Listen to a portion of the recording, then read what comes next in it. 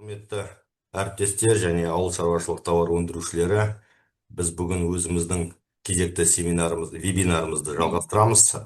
Бүгін бұл вебинарлар білім мен ғылыми зерттеулердің қолжетімділігін арттыру бағдарламасы аясында өтіп жатқан естеріңізге салып қояйын.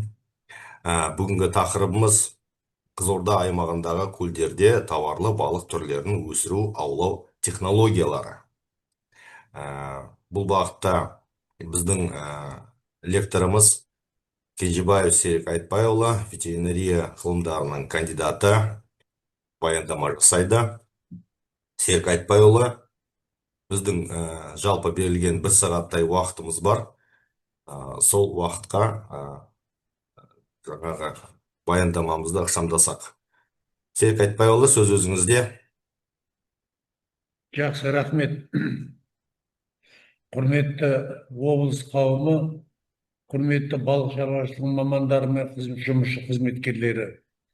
Аймақта балық шаруашылығының даму көрсеткіштері мен ресурстары ол Қазақстанның оңтүстік батысында орналасқан Қызылорда облысының климатына байланысты. Облыстың қатал континенталды климаты өздеріңізге белгілі. Жазы ыстық 45-47 градус, қысы салқын -29 градус, 35 градусқа шейін барады. Аймақтың көп жерлері шөлейт жерлерінде орналасқан, аграрлық өндірісті негізінен күріш өсіру, Сырдария өзенінің бойында дәнді дақылдар мен жемшөп өндіру, төрт түлік мал өсіріп отырған өңір су көздері негізінде Тянь-Шань өзенінің бастау алатын Өзбекстаннан бері қарай Түркістан облысынан өтіп, Қызылорда облысындағы Арал теңізіне құятын Сырдария өзенінің ұзындығы барлығы 440 мың шаршы километр, оның ішінде 250 мың шаршы километр Қызылорда облысында. Осы көлдер системасында балық шаруашылығының кәсіпкерлерін жүргізіп отыр. Осыған қоса облыста солтүстіктегі бері қарай оңтүстік өңірге келетін Нұра өзенінен бастау алатын Сарысу, оның ішіндегі жаңағы Телкөл көлдер системасы да құралады. Сырдария өзені көлдеріндегі су ресурстары оның тиімді пайдалану режимі мемлекеттік шара болып табылады. Соның бойында Қызылорда, Әйтек және Қазалы су реттегіш гидроқондырғылары бар. Олар магистралды Шиелі, Шіркейлі, Қоңдария, Қараөзек су көздерінің каналдары арқылы судың мал жайылымдарына, мал шабындықтарына, егістік жерлерге, алқаптарына суаруға және өзен көлдерде балық өсіруге, елдің коммуналдық тұрмыстық қажеттілігін сумен қамтамасыз етуге орта есеппен жылына осы Сырдария өзенінен 19,9 миллион куб су пайдалануға беріліп отыр. Өңірдегі кәсіптік балық шаруашылығы негізінен Арал Сырдария бассейніндегі барлық облыстағы 207 көлдің 179-ында тауарлы балық ауланып отыр бүгінгі таңда. Ал енді оған қоса 22 көл өндірістік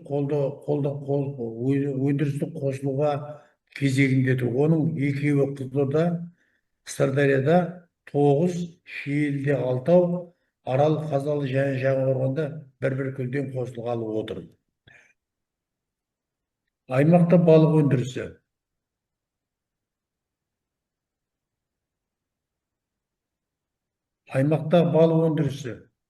Өткен 2024 жылы өңірдің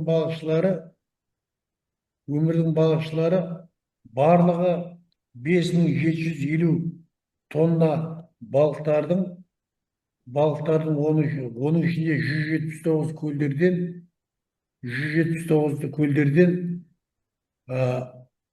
жаңағы айтып отырған 5750 тонна балықтар ауланған. Оның ішіндегі сазан, беламур, дөңмаңдай, шортан, қаяз, жайын, жылан балық, көксерке, ақжелкен сияқты түрлері бар. бұл көрсеткіштер 2023 жылмен салыстырғанда статистика бойынша 9%-ке артық болып тұр. Мысалы, Ағамурды алатын болсақ, Ағамур біздің Қызылорда облысының өзен көлдерінде көп кездесетін, уылдырықтан өсіп жетілетін, шабақтан өсіп жететін балықтың түрі. Салмағы салмағы 4,5-5 килограмм, кейде 10-15 килограммға шейін жетеді. Еті кулинарлық бағалаудан жақсы, дәмді, сосын жаңағы тоған шаруашылығында өсіруге жақсы бейімделген балықтың бір түрі болып табылады. Ағамұрдың жақсы бір қасиеті ол өзен көлдердегі балдырлар мен қамыстың түбімен суда өсетін өсімдік дүниесімен жақсы қоректенеді. Сондықтан бұл балықтың түрі Ағамұр кезінде тез өсіп жетілетін, бір жылдың ішінде 1,5 килограммға шейін, 1 килограмм 200 граммға шейін өсіп жетілетін балықтың түрі болып табылады. Екінші, Қызылорданың өзен көлдеріндегі, әсіресе тұщы көлдерде көп кездесетін балықтың бір түрі дөңмаңдай. Дөңмаңдайдың салмағы кейде 25 килограммға шейін жетеді. Бұл балықтың түрі, тұқымы Қызылорда облысының өзен көлдердегі суларда, тұщы суларда өте жақсы бейімделген балықтың тұқымы болып табылады. Ал балықтың өңделуі, оның ұрық шашуы, тез жетілуі өте жақсы дамыған. Сондықтан дөңмаңдай өзінің тауарлық қасиеттерімен мына тұрғындарға жақсы өзінің қасиеттерімен танымал балықтың бір түрі болып табылады.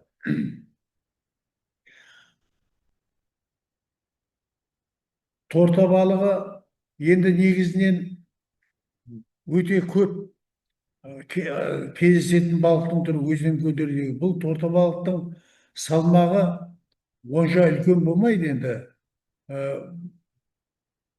1,5-4,5 килограмм шамасында жетіледі.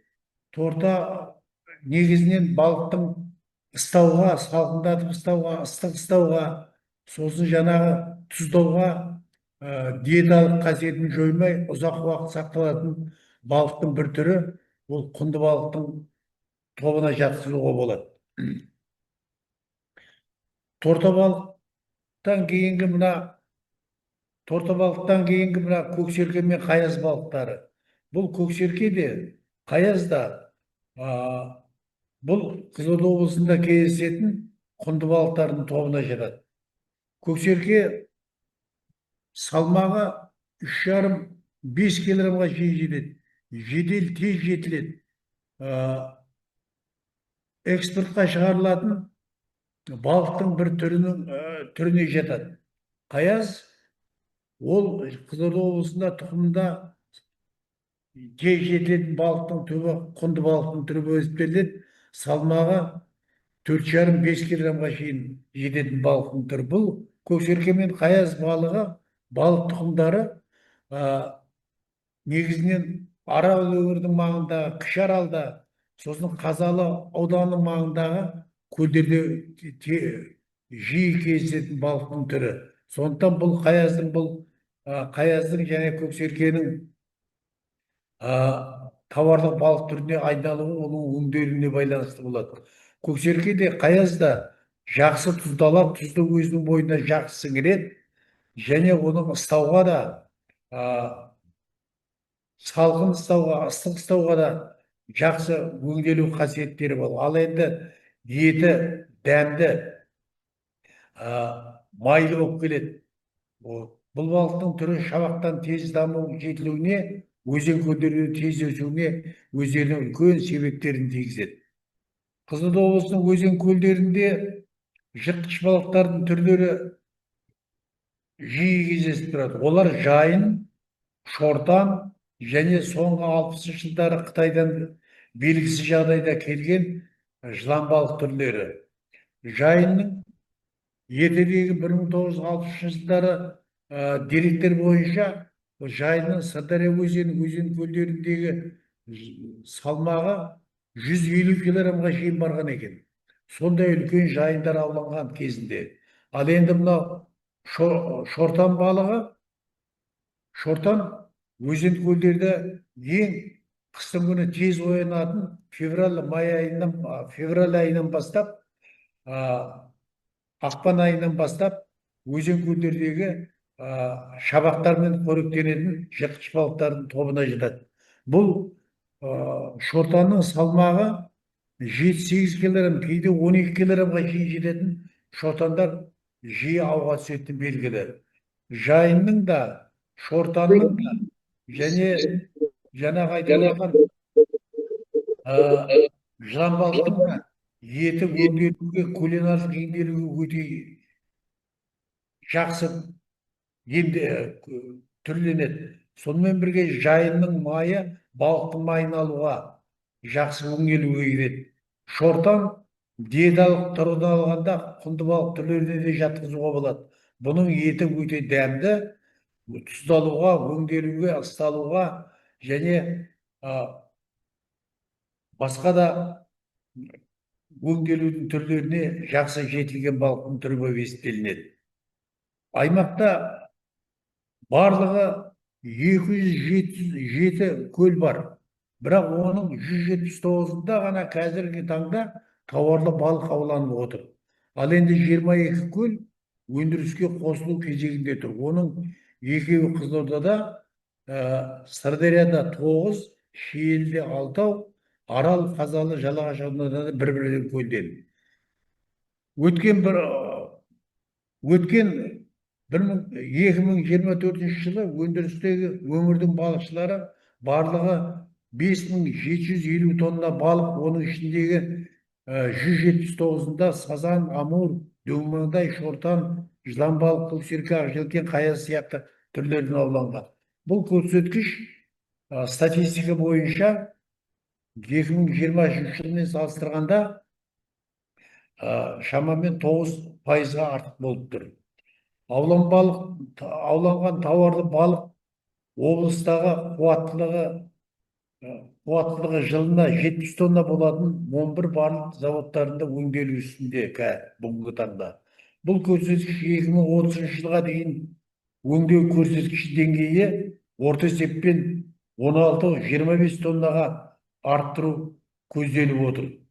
Балық шаруашылықтарындағы тауарлы балық түрлерін қарқынды өсіру, аулау, оны өңдеу, осы өнімнің ассортиментін көбейту, экспорттық әлеуетін көтеру, 2 есе өсіру жұмыстары бүгінгі таңда 27%-ға ұлғайтылу көзделіп отыр. Соңғы алдымыздағы 3 жылдың ішінде 27%-ға ұлғайтылу көзделіп отыр.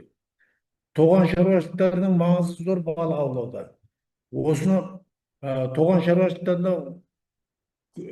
шаруашылықтарын алдағы 2 жылдың ішінде 12-ге көбейту, 500 жаңа жұмыс орындарын ашу мүмкіндік беретін түр бар. Елдегі жұмыскерлер санын азайтады. Бүгінгі таңда аймақтағы 9 балық өңдеу заводы жұмысшылары жылына 12.500 тонна балық өңделіп, оның ішіндегі 4 завод Еврокод құжаттарын алған.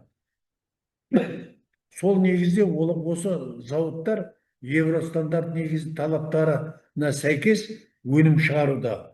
Осы заводтар 2024 жылдың өзінде ысталған, мұздатылған, терең өңделген 2736 тонна балық өнімін Ресейге, 32 тонна 200 килограмм балықты Литваға, 16-да 2 тонна балықты Польшаға, 31-де 1 тонна балықты Нидерландыға, 220 тонна балықты Германияға, 20 тонна балықты Украинаға, 2 тонна балықты Қырғызстанға және 20 тонна балықты Әзербайжан мемлекеттеріне экспорттап отыр.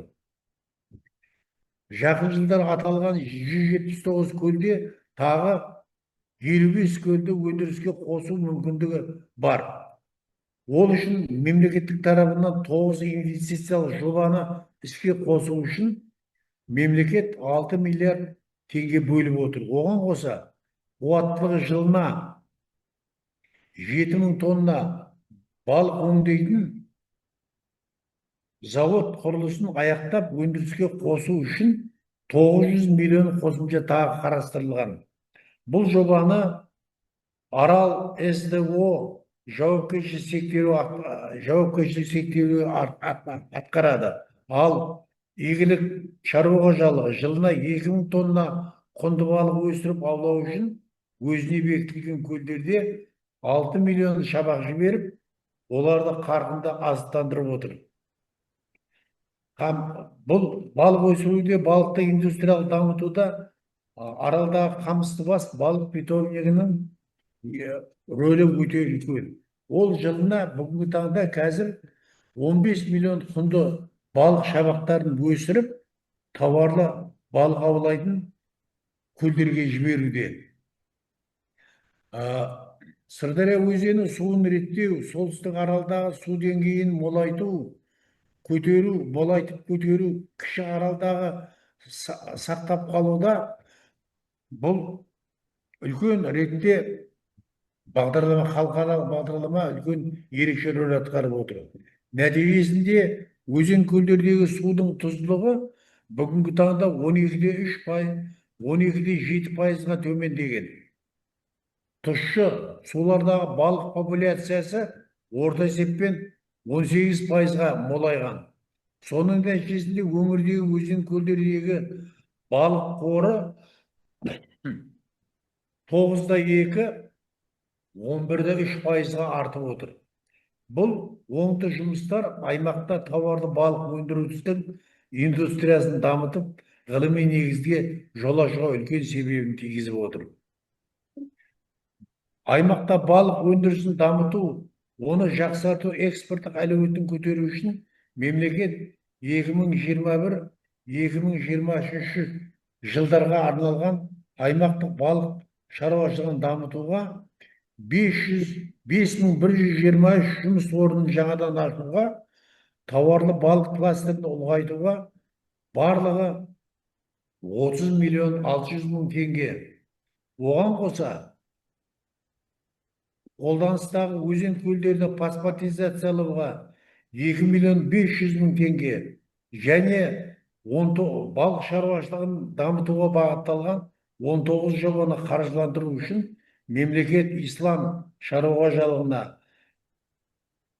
4 миллион 200 мың, ғабит шаруа қожалығына құнды балық түрлерін өсіру үшін 8 миллион 400 мың теңге қосымша қаржы бөліп отыр. Қамыстыбас питомнигінде 15 миллион құнды балықты өзен көлдерге жіберудің арқасында сол Арал мен Қазалы өңіріндегі көлдердің балықтардың биомассасы көбейтіліп, тез өсіруіне үлкен себебін тигізіп отыр. Инновациялық әдістемемен балық өсіріп өндіруге Арал Фуд кәсіпорнының жұмысы ерекше. Бұл зауыт жылына 4000 тонна балық өңдеп, 4000 теңге балық өңдеп, 2002 тонна балық майын шығарып, оған қоса бүгінгі таңда 10 мың тоннаның үстінде мал шаруашылығына қажетті балық ұнын өндіріп отыр. Осы аудандағы Бақыт тоған шаруашылығында жылына 50 тонна тауарлы балық өсіріп өзен көлдерге жіберіп отыр. Деңгейін сақтау мақсатында жылына 4 миллион карп шабағын өсіруде. Ал енді осы аудандағы Жұмабай тоған шаруашылығы мемлекеттік жалға алған 3 көл айдынында жылына 200 тонна сазан және бір көлде Африкадан әкелінген Африка жайынын өсіріп отыр. Бұл мына Африка жайыны туралы бір-екі ауыз сөз айтып кету керек. Бұл балық жайын Африка келгендікте біздің жерге тез бейімделіп, өзен көлдерде жақсы өсіп, тез өсіп жетілетін балықтың түрі екенін дәлелденіп көрсетіліп отыр.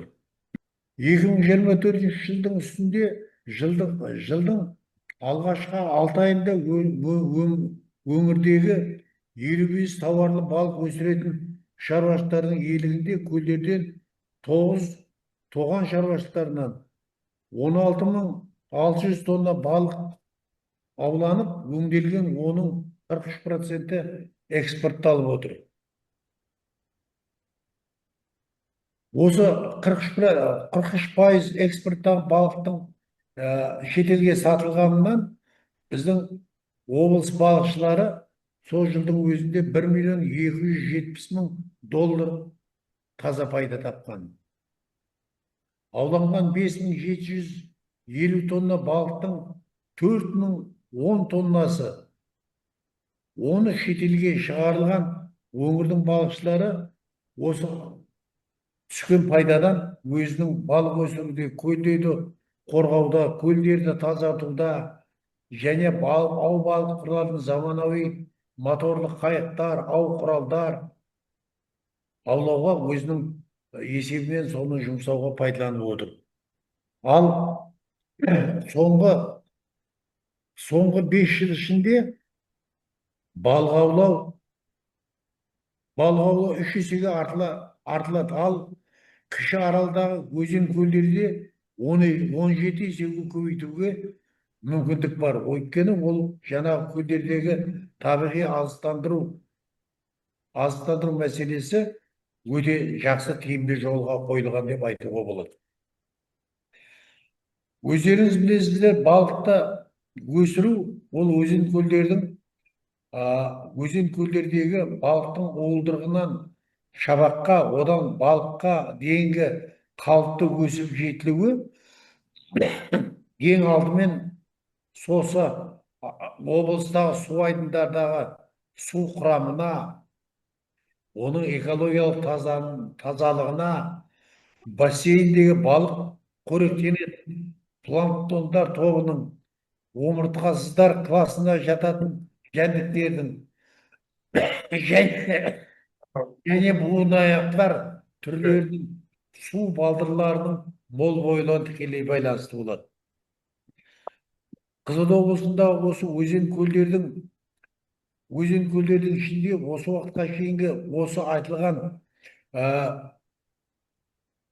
биотоп негізіндегі әр алаңдағы тепе-теңдігі тікелей байланысты және осы биотоп құрамы сыр бойында өзен көлдерде биологиялық өзінің үйлесімділігін тауып отыр.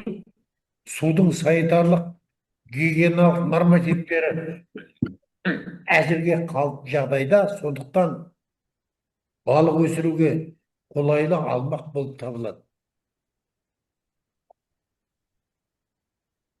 Аймақта балық өсіру, балық шаруашылығын дамыту және оны тауарлы балыққа айналдырып аулау мақсатында тоған шаруашылықтарының рөлі өте маңызды болып келеді. Тоған шаруашылықтарының питомниктер сабақты балықтан қолдан қоректендіріп іс-шара өсірілуі Қазақстандағы балық шаруашылық ғылыми зерттеу институтының ұсыныстарымен дайындалған жем түрлерімен, оған қосылатын премикстермен, ақуыз дәрумендерімен, қоспаларымен, сүйек, ет ұнтақтарымен, балық түрлеріне, салмағына орай үстеп қоректендіруге байланысты болады. Тегінде тауарлы балық су айдындарының экологиясын сақтауға байланысты болады. Арал Сырдария бассейніндегі барлық өзен көлдердің суының сапасы ережеге сәйкес жылына 2-3 рет тексеріліп тұрады. Оның жақсартуы аталған ғылыми ұсыныстар бойынша сақталып отырады. Су айдындарындағы қадағалау, сақтау, балық қорын көбейту бағытында тиісті мекемеден жылына 500-590 маман 2024 жылдың өзінде 157 көлдердің көлдерден 44 тонна қоқыстан тазартқан. 237 көл иелерімен қосыла отырып қоғамдық ұйымдар жұмысшыларымен күріш алқаптарындағы тамыз қыркүйек айларындағы 8,9 миллион балық шабақтарын құтқарып су айдындарына жіберген. Дегенмен жасыруға болмайды, өңірде балықты заңсыз аулау әлі де тыйылмай отыр. Соңғы жылдың өзінде 32 балық инспекторлары бір жылдың ішінде 214 браконьерлерді ұстап, хаттама толтырып, олардың әрқайсысына 10 айлық есеп көрсеткіштермен шамамен 1 айлық есеп көрсеткіші 3692 теңге айыппұл салып, ау құралдары, қайықтары тәркіленіп, оның ішіндегі 59 іс сотқа жіберілді. Аймақтағы өзен көлдерде әуесқой балық аулауға келген шетелдіктер соңғы жылдардағы саны көбейіп отыр. Келген қонақтарды, мысалы, Қамбаш көлі жағасында демалыс орындарының өзінде қонақ үйлер, көлде серуендеуге, балық аулауға қармақтарды сол көл иелері жалға беріп отыр. Олардың су айдындарындағы қауіпсіздік шаралары әрине сақталады. Соңғы жылдары мына әуесқой балық аулау өзен көлдерде, көлдерде жалға алған егелерінің талондары бойынша балық шаруашылығының заңға сәйкес нормативтері бойынша балық аулау заңдастырылған. Ал балықтың уылдырық шашу кезінде жылына мамыр, кейде сәуір айының аяқ жағында, мамыр айында, кейде маусым айларында 2 ай, 60 күн, 70 күн балықтың уылдырық шашатын кезінде балық аулауға түгелдей тыйым салынады, және өзен көлдердегі балықты қадағалауға қатаң инспекторлардың қарқынды жұмыстары өзінің нәтижелерін беріп отыр.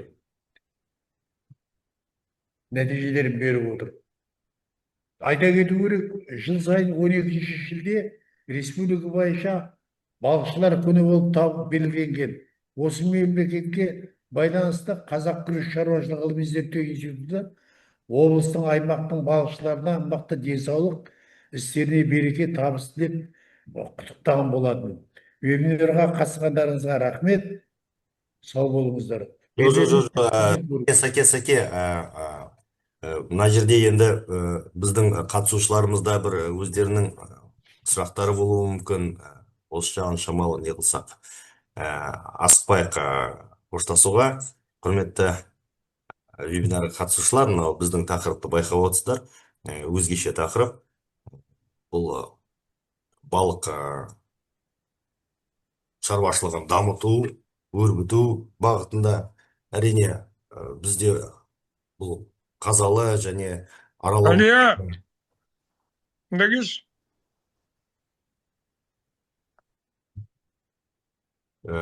көп дамыған деп айтуға болады. Қазір бізде мысалы күріш, Серік Айтбайұлы, күріш атыздарынан, қашқыларынан кішкентай майшабақтар шығады ғой. Мысалы осыларды бір жақсы бір көлдерге жіберіп, үлкен бір өндіріс көзін ашуға болады. Осы бағытта соңғы жылдары қолға алынып жатқан сияқтылды. Осы жөнінде не айтар едіңіз? Әрине, Қызылорда облысында балық шаруашылығын дамыту мемлекеттік қолдаусыз болмайды.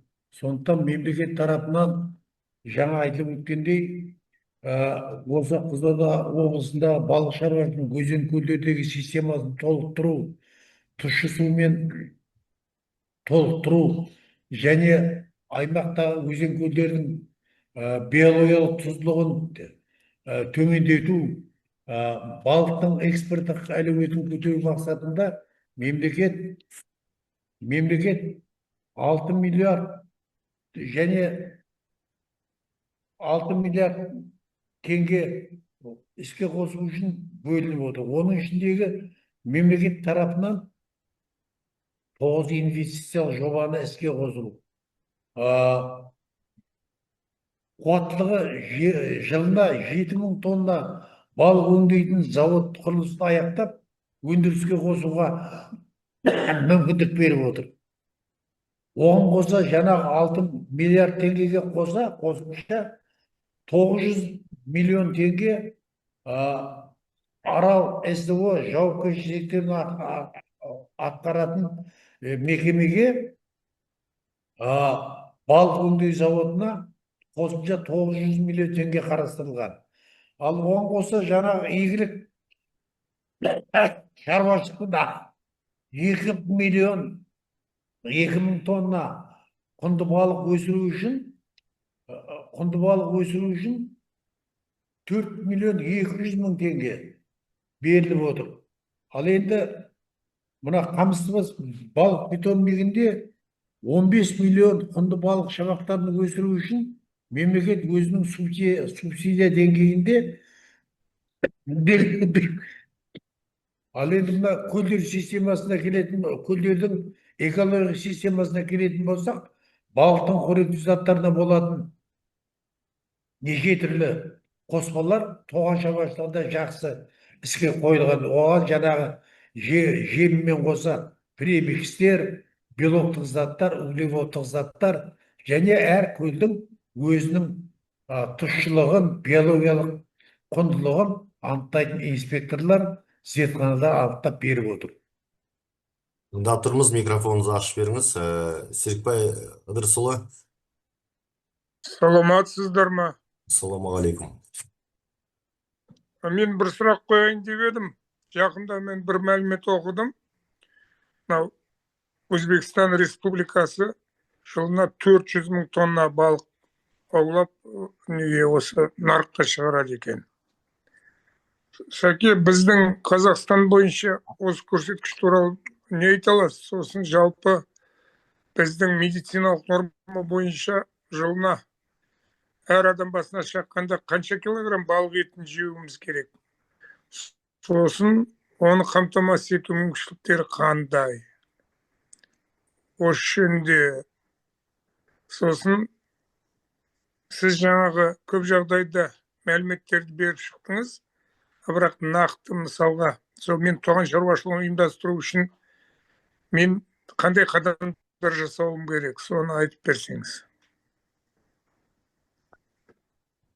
Жақсы, рахмет.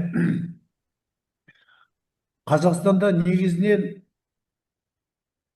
балқаш, іле, зайсан, сосын Каспий теңіз бассейні, Жайық, Ертіс, Арыс өзендері, мына Сырдария өзенінен бөлек Нұра өзендерінде балық ауланатыны белгілі.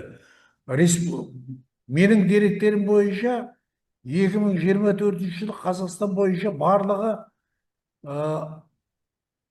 240.000 тоннадай балық ауланған.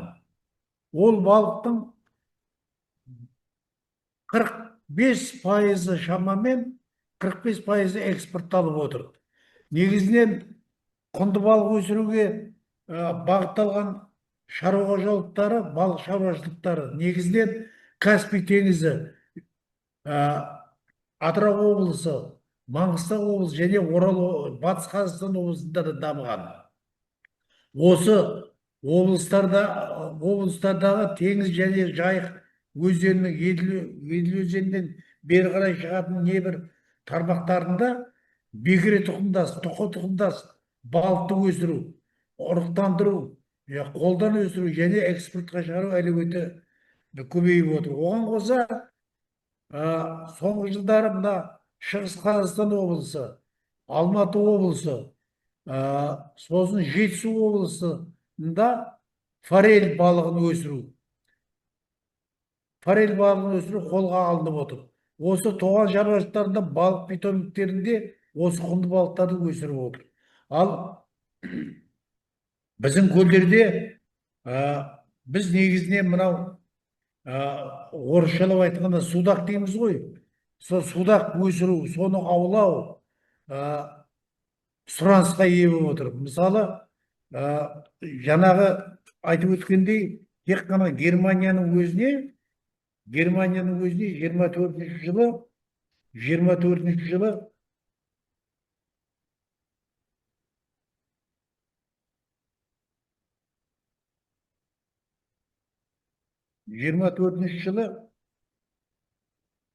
Германияның өзіне 220 тонна судақ балығын терең өңдеп экспортқа шығарамыз. Польшаға да 31 тонна, Нидерландыға да 30 тоннада, 20 тонна Украинаға, барлығы біз 4010 тонна балық былтырғы жылы экспортқа шығарамыз. Биылдың өзінде қазір экспорт мөлшері 2300 тоннаға жақындап қалды. Рахмет. Тағы да мына жерде бір сұрақ туындап отыр. Айнаш шаруа қожалығының сұрап отыр. Өңірдегі балық шаруашылығын дамыту қазіргі таңдағы су тапшылығы жағдайында қиындық туғызбай ма дейді. Жоқ. Соңғы осы 2 жылда Сырдария өзенінің бойындағы Сырдария өзеніне Өзбекстаннан келетін, Түркістаннан келетін Сырдария өзеніне құйылатын судың мөлшері азаймай, керісінше көбейіп отыр. Осы судың көбеюі Сырдария өзенінің бассейніндегі, Арал Сырдария бассейніндегі өзеннің көбеюі. Осы қыстың күндері өзен көлдерге жіберіледі. Негізінен Арал бойындағы, Қазалы бойындағы, Келкөл системасы бойындағы, Қуаңдария бойындағы, Шиелі өңіріндегі көлдердің бойындағы суларға, мысалы 25 жылдың ақпан-қаңтар айларында осы көлдер суға толды деп толық айтуға болады. Ал енді тұщы суға толған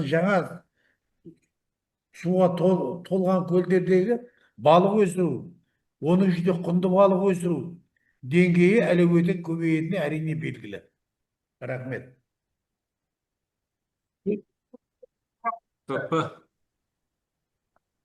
Сұрақ қойсам ба деймін? Өзіңіз таныстырып жіберсеңіз. Жанұзақ Байманов, жақсы тақырыпта жүріп жатыр, азық-түлік қауіпсіздігі ғой. Енді осы балық шаруашылығында бір проблемалар осы сапалы шабақтармен қамтамасыздау ғой. Осы тұрғыда жұмыстар қандай айтасыз? Екінші, осы қазіргі кезде Қызылорда облысы бойынша жыл сайын 80 мың гектардай күріш егіледі. Ол жердің олардың бәріне де осы Сырдария өзенінен тікелей су алады да, каналдар арқылы сол ішкі каналдар жүйесіне атыздарға барады. Бірінші сұрақ, осыларды сол күріш атыздарындағы шабақтарды пайдалану, қорғау деңгейі қалай жүріп жатыр қазір? Осы бағытта айтсаңыз, оған көңіліңіз тола ма? Екінші сұрақ, осы күріш жүйесіне балықтардың, шабақтардың өтпеуін қамтамасыздау бағытында қандай жұмыс жүргізу керек? Осы екі сұрақ бар еді. Жақсы, рахмет. Сұрағыңызға рахмет. 2024 жылы күріш алқаптарынан тамыз 42 айларында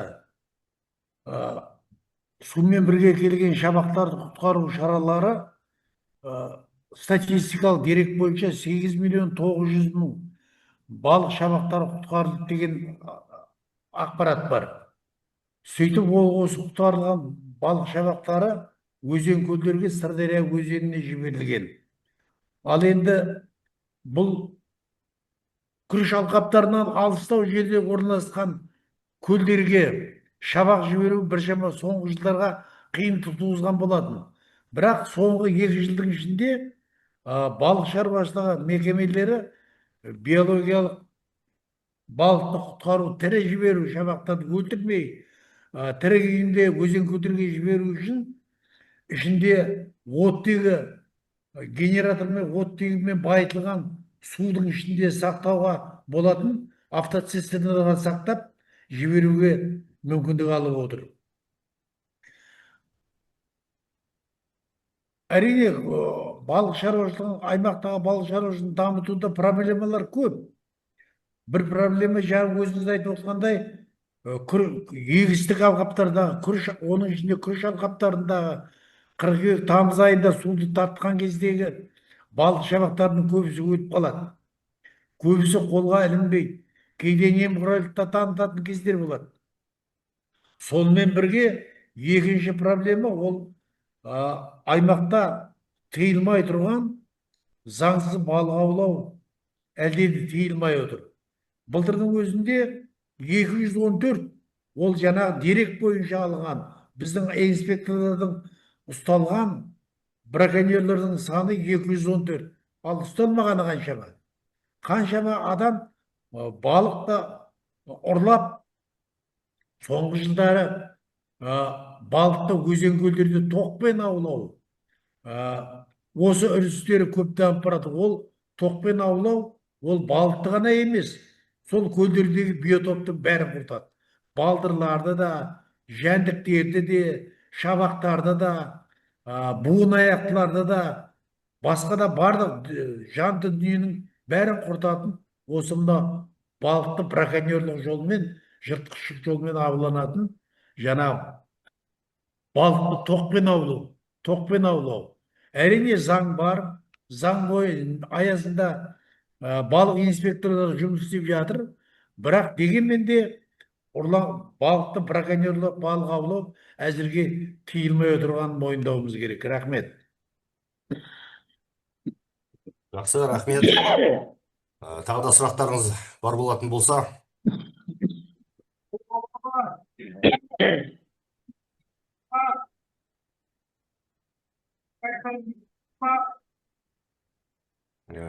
Микрофоныңызға жақын сөйлесеңіз жақсы болатын еді.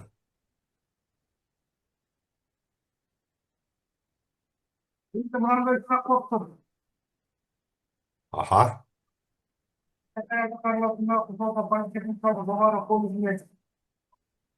Жалпы балық шаруашылығын дамытудағы бұл мәселелерінде балық шаруашылығына кадрлар даярлау мәселесі осы бүгінгі таңда.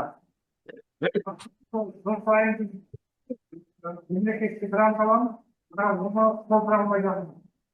Сондықтан осы мәселенің шешу жолдары қалай болады деп болашақта. Негізгі мамандық болғанмен, оған кадр дайындау үшін келесі сұраныс аз болып тұр. Біздер енді облыс көлемінде балық шаруашылығымен айналысатын мекемелердің бәріне жұмыстеген біздердің бойы кадрларымызды өздеріңіздер мемлекеттік тапсырыс есебінен тегін оқыту керек жұмыстар бар бізде. Осы шарадан жүзеге асырудың алдағы жағдай қалай болар екен? Осы сұрақ менің бүгінгі таңда Қызылорда облысындағы балық шаруашылығын дамытудың мәселелерінің негізгі шешудің негізгі жолы қалай болады екен? Сол сұрақ. Сұрағыңызға рахмет. Менің түсінгенім, Серік Айтбайұлы, естіп отырсыз ба? Жақсы, сұрағыңызға рахмет. Кадр мамандары және олардың жұмысқа қамтылуы. Түсіндім, сұрағыңызға рахмет. Осыдан 2 жыл бұрын облыстық деңгейде Қазақстан Республикасы балық шаруашылығы ғылыми зерттеу институты осы мәселені Қызылорда облысындағы кәсіптік оқу орындарында, колледждерде немесе жоғарғы оқу орындардың бірінде балықшы кадрларын дайындау, маман дайындау, инспекторлар дайындау, тоған шаруашылығын өсіретін кәсіби балықшылардың мамандығын көтеру, заманауи тұрғыдағы балға өстерін үйрету жөнінде мамандар аса қажет екені айтылған болады. Қазіргі таңда балық шаруашылығы мамандарын дайындайтын Батыс Қазақстан Жәңгірхан атындағы университеті, Атырау қаласы облысындағы университет және Алматы облысындағы аграрлық техникалық университет дайындайды. Сонымен қатар Атыраудағы балық шаруашылығы колледжі дайындайды. Біз осы ұсынысты осы Қызылорда облысындағы жалпы Қазақстанның оңтүстік, шығыс, оңтүстік, батыс облыстарында қамтитын, мәселен Жамбыл, Түркістан, Қызылорда, Ақтөбе облыстарындағы осы оңтүстік өңірдегі орналасқан облыстарда Сырдария өзені, Сарысу телкөлдер системасы, Арал өңірі бассейні, Қызылорда Арал бассейні өңіріндегі балықтарды өсіру, өндіру, тоған шаруашылығы, онымен қоса балықты өңдеу заводтарындағы кәсіби жұмысшылар, қызметкерлерді, техникалық қызметкерлерді дайындау мәселесін көрсеткенбіз. Бірақ неге екені белгісіз себептермен биылғы оқу жылында да осында Қызылордадағы колледждерде де, Қызылордадағы университеттерде де осы балық шаруашылығы мамандықтары белгісіз себептермен ашылмай отыр. Бізге қажет. Сұрағыңызға рахмет. Жылына біз 10.000 тоннаға дейін балық аулап, оның 6.000 тонна балығын экспорттауға мүмкіншілігіміз бар. Потенциал үлкен. Осы өзен көлдердің экологиялық тұрғыдан сақтау, өзен көлдердің биотопын байыту, өзен көлдердің санитарлық жағдайын сақтау, өзен көлдерде тоған шаруашылықтарын дамыту, оның ішінде құнды балық түрлерін өсіру, мынау егістік жерлердегі күріш шаруашылықтарындағы шабақтарды құтқару, биологиялық барлық іс-шараларын келеңді үлкен бір система бойынша балық шаруашылығын, бір сөзбен айтқанда, балық шаруашылығын дамытуға әрине Қызылорда облысында, мәселен Исатай Әбдікәрімов атындағы жоғарғы аграрлық техникалық колледжінде мамандық ашуға болады ғой, болу керек, бізге қажет. Бізге қазір аса қажет. Жасыратыны жоқ. Біздің балықшылардың көбісі мамандығы жоқ балықшылар. Маман оқымаған балықшылар. Көлді кезінде тендермен ұтып алған, көлді әрине пайдаланып отыр, көлді әрине сол көлден балық аулап отыр, ал бірақ жартысынан көбісінің балықшылар мамандығы жоқ. Балықтың биологиясын білмейді. Балықтың өсіп-өнуін біле қоймайды. Балықты өзенге шабақты қалай жіберу керек, қалай өсіру керек, балықты азықтандыру, балықтың товарлық деңгейге жеткізу, оның ішінде экспорттық әлеуетін көтеру жөнінде балықшылардың, шынын айтуымыз керек, білімі жетіңкіремейді. Сондықтан Қызылорда облысында, мысалы, Исатай Әбдікәрімов атындағы жоғарғы аграрлық техникалық колледжде мамандық ашуға әбден болады. Рахмет. Рахмет. Әдемі сұрақ. Құрметті вебинарға қатысушылар, басқа сұрақтарыңыз жоқ болатын болса, бүгінгі вебинарымыз осымен тәмам. Қатысқандарыңыз үшін көптен көп рахмет. Біздің вебинарларымыз сейсенбі күндері сағат 11-де басталатынын тағы да естеріңізге саламыз. Серік Айтбайұлы, сізге рахмет. Әдемі баяндама болды.